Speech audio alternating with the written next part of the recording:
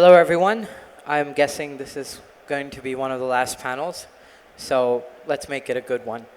I'll start with a round of introductions. I am Arnav Bhardwaj. I am the Senior Growth Marketing Manager at Cointelegraph. Cointelegraph, as you know, is one of the world's largest crypto media companies, and I handle growth marketing for them. Rico? Hi, I'm Rico Pang from Sanctum Global Ventures. We are a VC incubator and accelerator. We are based out of Dubai at the moment.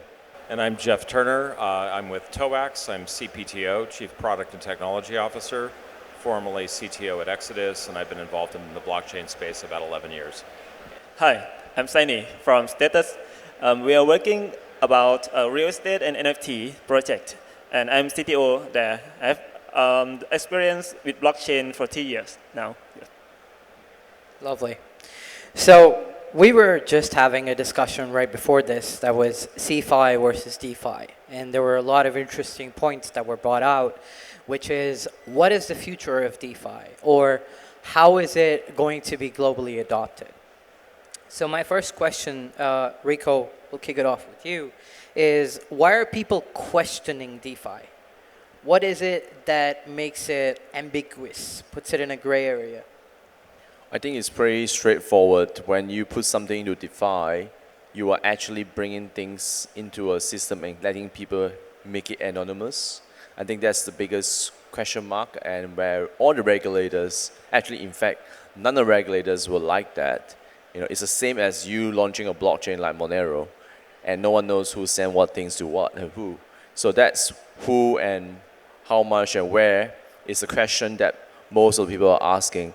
But in fact, if they have, some of the tech guys, like our colleague on the panel, they can actually resolve this pretty straightforward using tracking and all kinds of wallet analysis and IP address tracking. So in fact, it's just another more work to be done if they really want to track down who is it. It's not just so straightforward where you know this account belongs to you or me after they do a KYC. The DeFi is designed as a principle of the blockchain architecture, and which is why Bitcoin was launched, to empower people and giving the rights to people to decide what they want to do with their wealth. So if they choose to remain anonymous, I think the people deserve the right to own it. And if they choose to do KYC to have access to more functionality or more credibility or more higher range of loans or mortgages, then they can actually, provide more information, disclose their wealth. But it's also a very interesting model when we understand the traditional financial system. A lot of people put their money under some trust or foundation system. And there's no way for you to find out who actually owns them under certain jurisdictional regulations as well. So it's actually a very tricky question. And I would say that, look, let's not get political. If we look at how DeFi is being designed and its function, it's awesome. And depending how you want to use it, and you are not giving someone the right to do any crime. You're actually empowering people to protect their rights, to decide what they want to do with their data, with their wealth, and what they want to disclose to other people. And at certain times in doing business in everyday life, you do want to disclose a lot of information because you want to protect your own privacy. I think that's where DeFi is gaining a lot of popularity. And of course, there are people who abuse it to do something that's shady. But that's the same in the traditional fiat way of business world, where people still can do a lot of shady business with currency. So I think that's a question that we should throw back to the regulations and the people who question this. Why do you question it yourself? Where you have fiat currency being printed and burned and reissuing of new currency every X amount of years, so that there's no evidence of tracking of the currency. There are actually countries that are developing RFID chipsets to put into fiat so they can track the flow of the currency now. So with that implementation coming in the future, will people really want to use fiat? Where they can trace the transactions and the flow of the fiat to different people. So I think that's a very good question that I believe that DeFi is still at the infant stage because a lot of people still do not understand and knowing the potential of DeFi. So I would say that DeFi is still at the infant stage, and there's lots of GameFi and many protocols that will be building a lot of layer on top of it to enable a lot of functionality and it solves a lot of problem in everyday life. Jeff, from your perspective, what do you feel is making DeFi appealing to people, although there is a large chunk of the audience that doesn't fully understand it? Well, I think DeFi itself is incredibly difficult to use for the average person. And in that challenge, that's one of the things that has to be developed is much easier to use interfaces, because you have to be pretty much a technical geek to use much of this stuff or interact directly with the smart contracts via one of the scanners, or one of the what I want to say, chain interfaces that you can use today. As such, I think that we're going to see a huge evolution in this space going forward. The other big challenge, of course, is gas fees. The cost of doing these transactions sometimes is just so inordinate that smaller players who want to participate in the ecosystem simply can't do it, because they're spending much more money than they would normally just to do an ordinary brokerage fee or something like that. As such, I think we're going to find that as we move forward, the interfaces are going to get easier. We're starting to get things like layer 2s. Many people have probably noticed that you can use something like Matter Labs or Polygon or one of those, and you can save an enormous amount in terms of those fees. I think the other key thing that's going to happen here in the next year or two is interoperability. One of the nice attributes of DeFi is that you can create composable smart contracts. So you can link contracts together to create entirely new derivatives and synthetics in the financial space. This is going to put Wall Street and the traditional finance businesses out of business, I think, in the not too distant future, just because you've got far more flexibility and you've got basically rule of law embedded into code. So you don't have to worry about a nation state or a government or crony capitalism as we have it today, limiting your potential with the financial products that you want to use and interface with. So I think it's going to be a very bright future. It's just a matter of time and for people like me to help develop that code so that we can make it better for the average person to use it.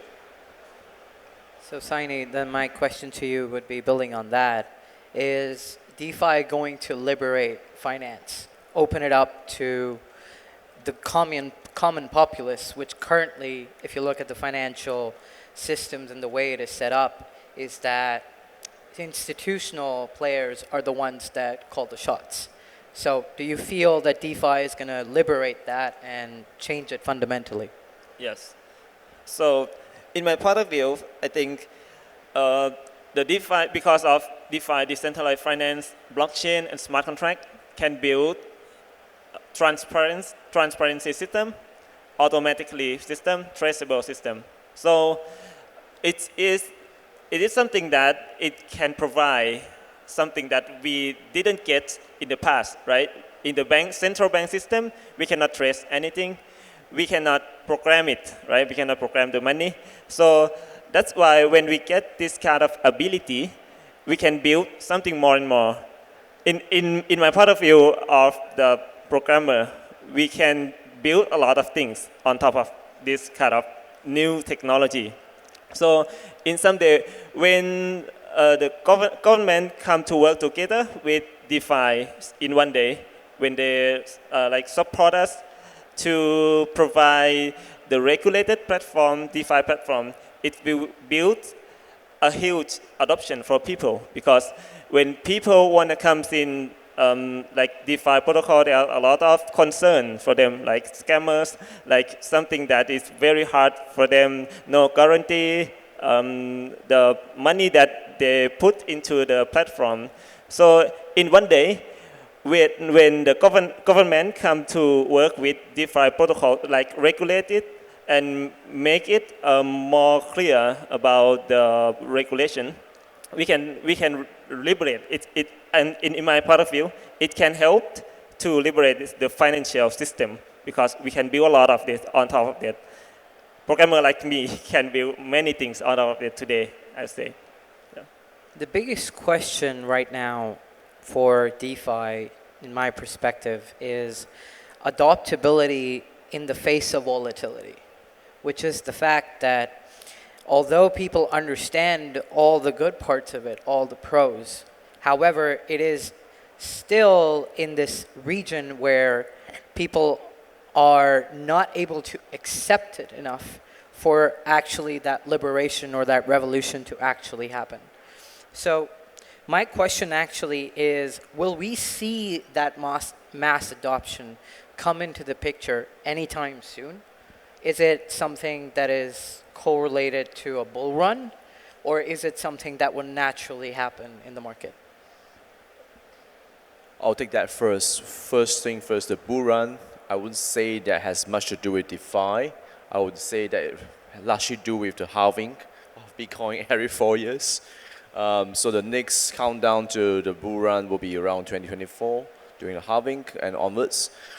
For DeFi, there's a lot of discussion and debate among the technologies and developers because most of the products that we see in the whole ecosystem are still built on Web 2. The fact that we are still building something on Web 2, questions us a lot as VC, where you can still shut down a metaverse wallet in certain countries because they're using some centralized server. So that doesn't make sense to us, and certain area you can't use a non-custodial wallet as well.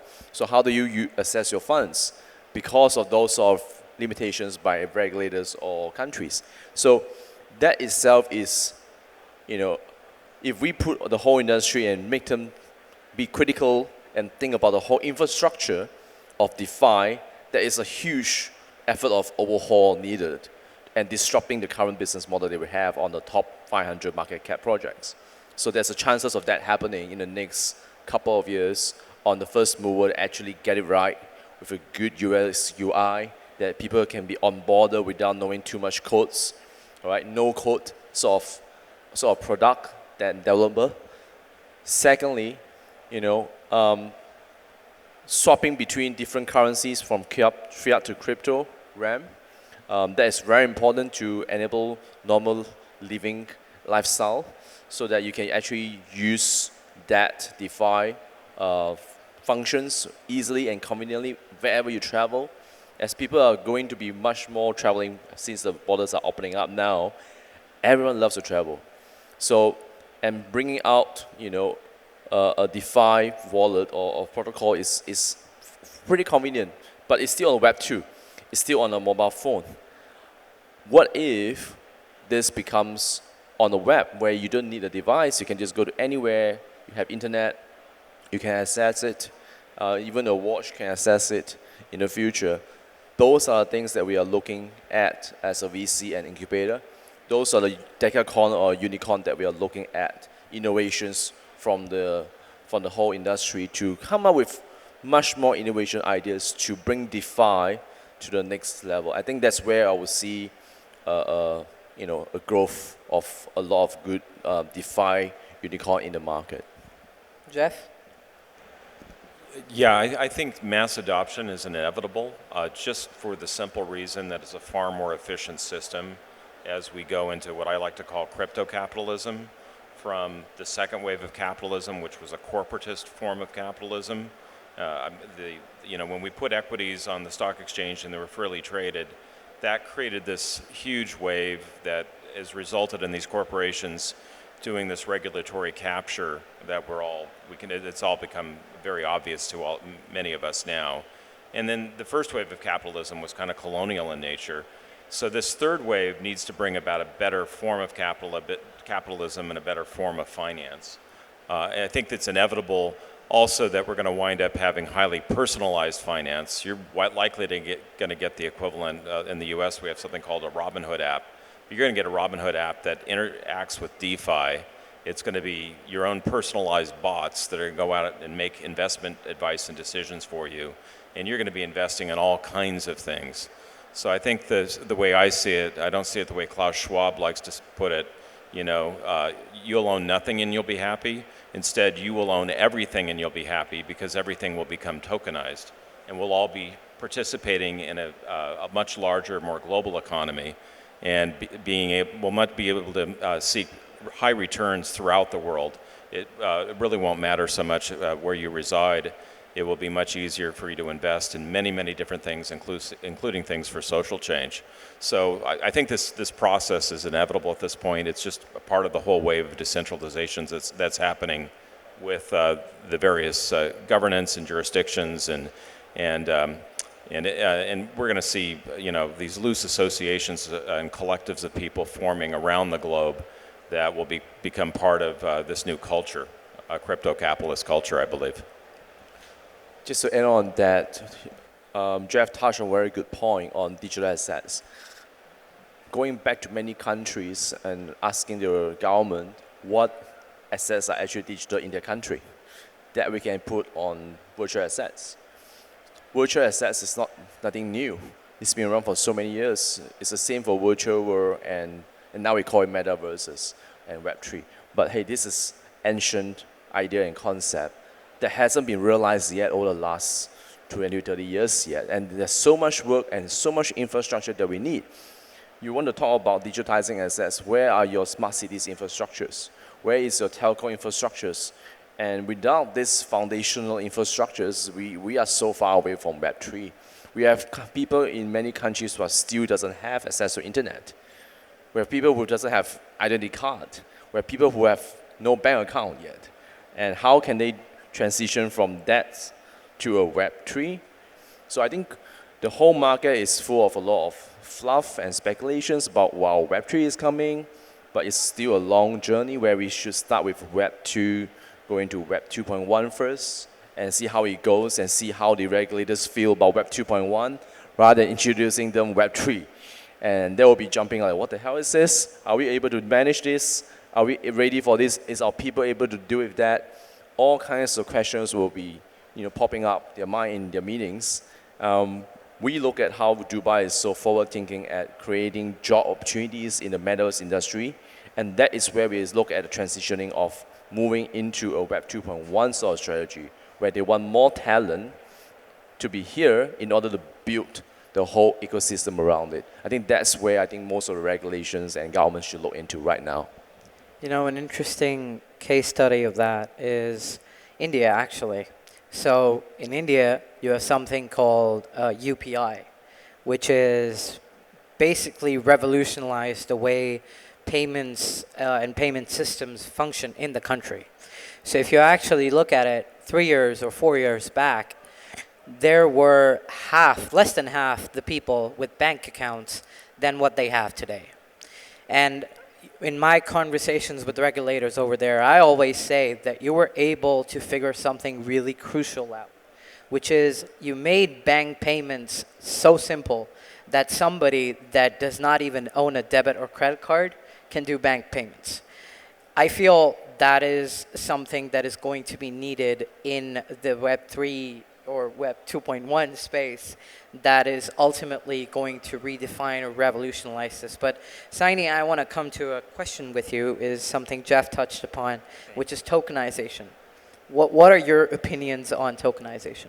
Okay, so basically the basic idea about the tokenization is to transform the physical thing into the digital thing.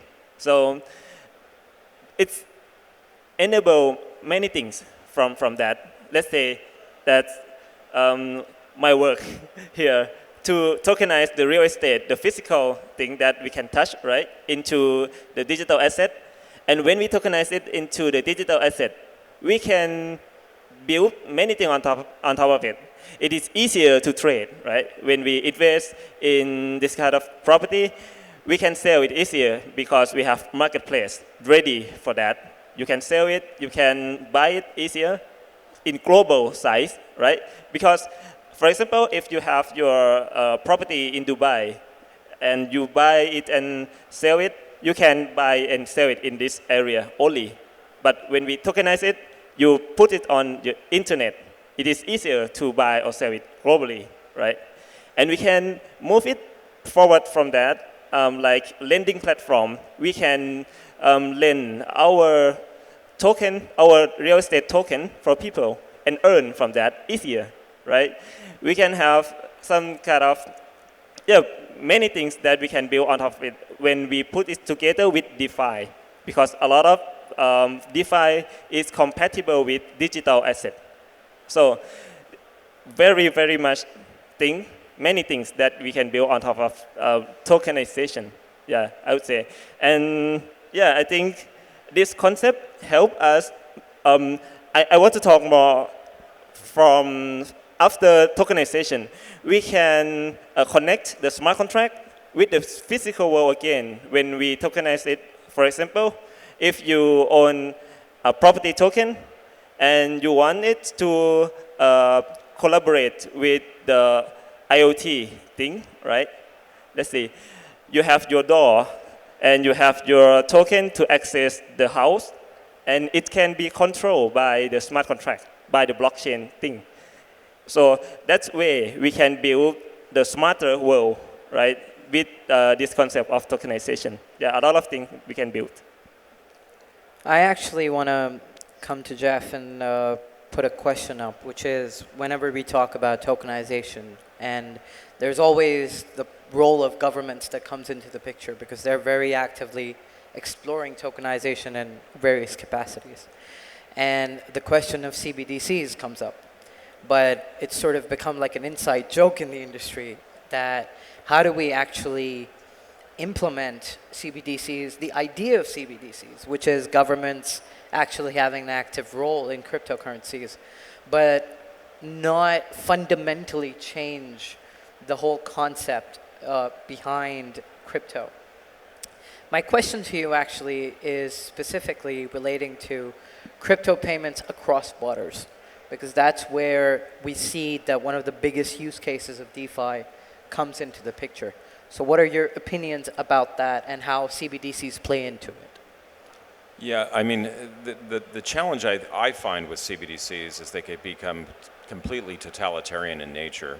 You could have your bank account or your money turned off at any instant, depending upon what your ESG social credit score is. And therefore, I think in the freedom-oriented jurisdictions in the world, there will be a great deal of resistance to that. And you can already do cross-border payments with crypto as it is today. Therefore, it should not be too much of a stretch of our imagination that we will get to the point where it will suddenly take over. It's just kind of like the internet itself. And I actually think the authoritarian figures who are pushing the CBDC models probably recognize this, and they recognize that they're not going to be able to do a top-down implementation with a totalitarian currency. And instead, I think that they've probably got these things already layered and intentions in place. You look at in the US, for example, with Circle, they've got something called USDC, which is a stable coin. It's also debt-based money. It's not one of the other cryptos, which are fundamentally no one's liability.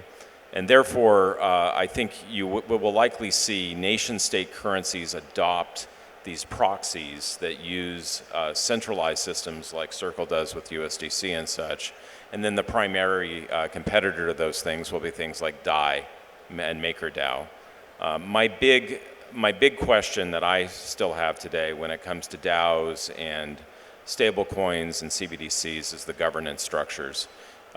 Because we've got to remember that in many ways, whether it be any DAO or any collective that's trying to organize themselves with a set of smart contracts to govern a token, in many ways they don't look that different from a corporate board, because there's always a master proxy, a parent contract that manages the whole thing, and who makes decisions about how that is managed and evolved ultimately controls the protocol behind it.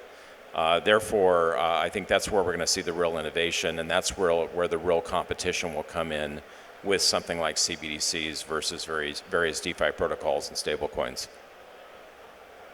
Rico, my question to you, building on top of that, is the fact that we have use cases like El Salvador, where adopting straight up a cryptocurrency that is very popular, used across the globe, adopting that as legal tender. But we've seen that that hasn't really panned out the way that the governments originally thought of it.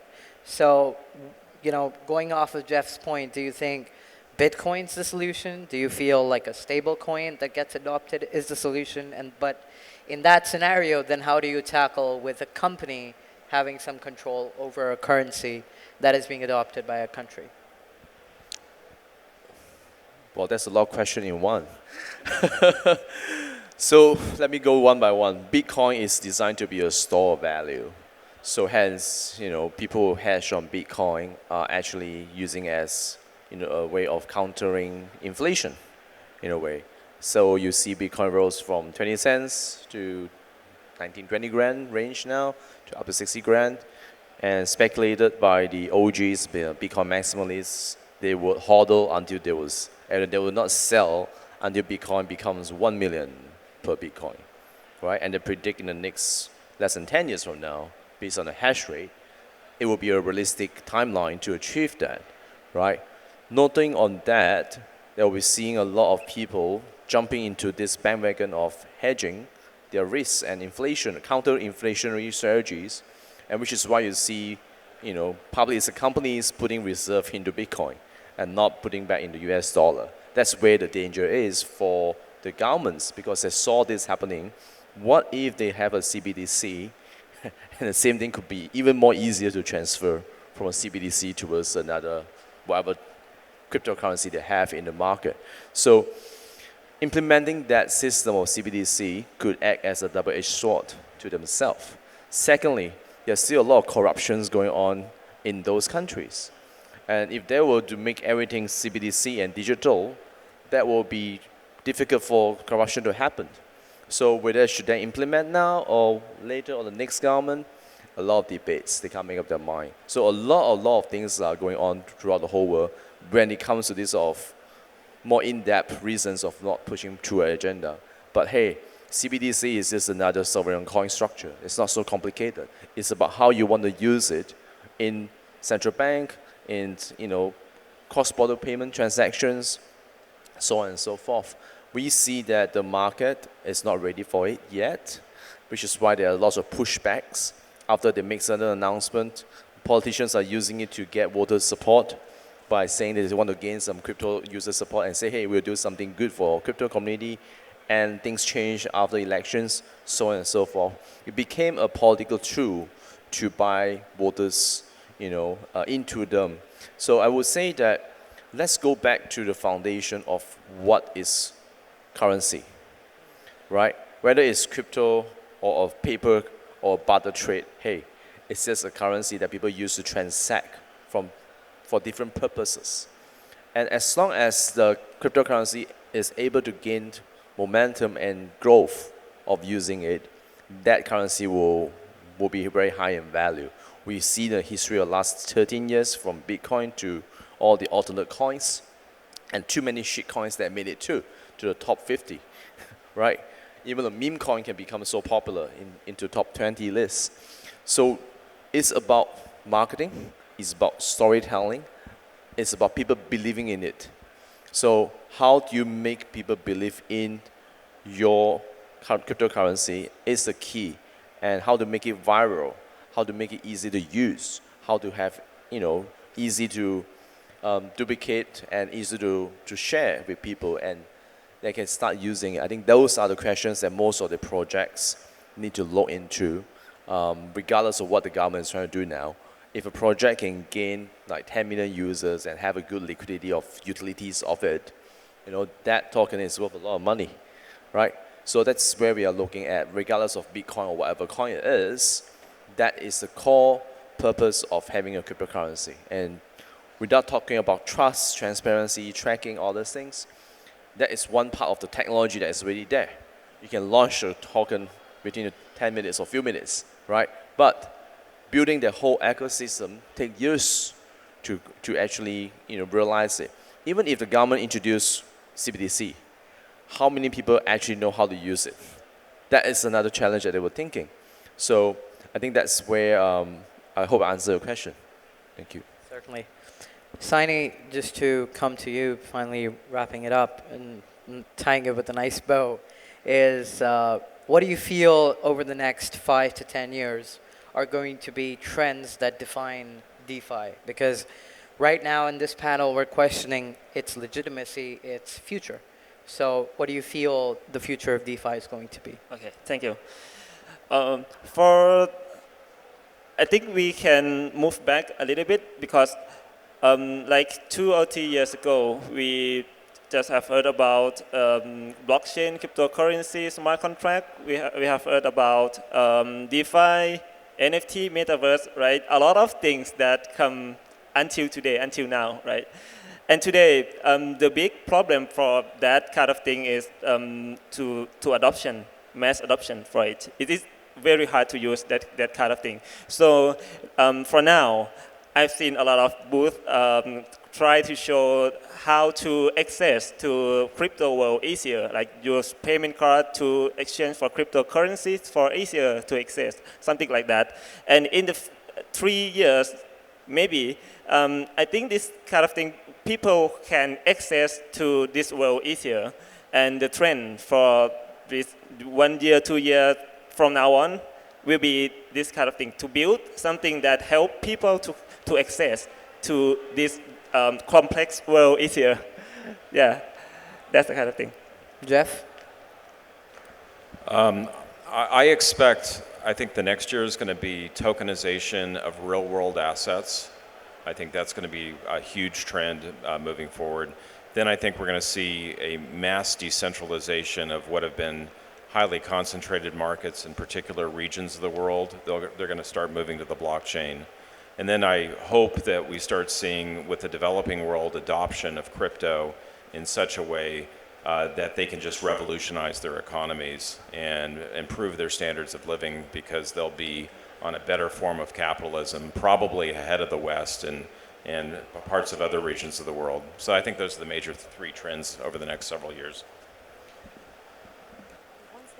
So from my point of view, I think 2023 is a year of building and a lot of assets. I would say a lot of gaming assets and GameFi assets come into place where I see billions of investors are putting money into the GameFi sector because that created stickiness.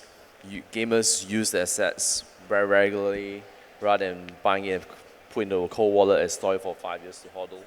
So stickiness of the digital assets being used, and also it's easier to transition because we are transitioning from a gaming environment, virtual world, and transitioning into a infrastructure of Web 2.1 or 2.x. So that transitioning should be the focus of the industry right now, where we can see a lot of real adoption and real use of assets. And it will be closely related to the education sector as well, because it's what games is about. We learn from playing games since we were little, and we are still learning to play games right now. And in a lot of business model, we see a lot of gamification model, whether it's rewarding system, incentivization model being done, to excite people to drive virality. So that itself is a trend I will see in 2024 and 25 as well. That the few years of growth in that area. An interesting, just to wrap it up, is that when we saw the internet boom, we saw 2 things. One was the fact that communication is a really big driver of getting adoption for new technology. And another one of them was gamification of it. Was because gamers are, in general, very receptive to new technologies, to trying it out, and so on and so forth. With that being said, ladies and gentlemen, if we were to really answer the question of whether DeFi is losing its status, I'm happy to report that it's alive and well, and it's going to keep growing. I'd like to thank all my panelists for taking out time today, and thank you so much for the audience for being an intent listener.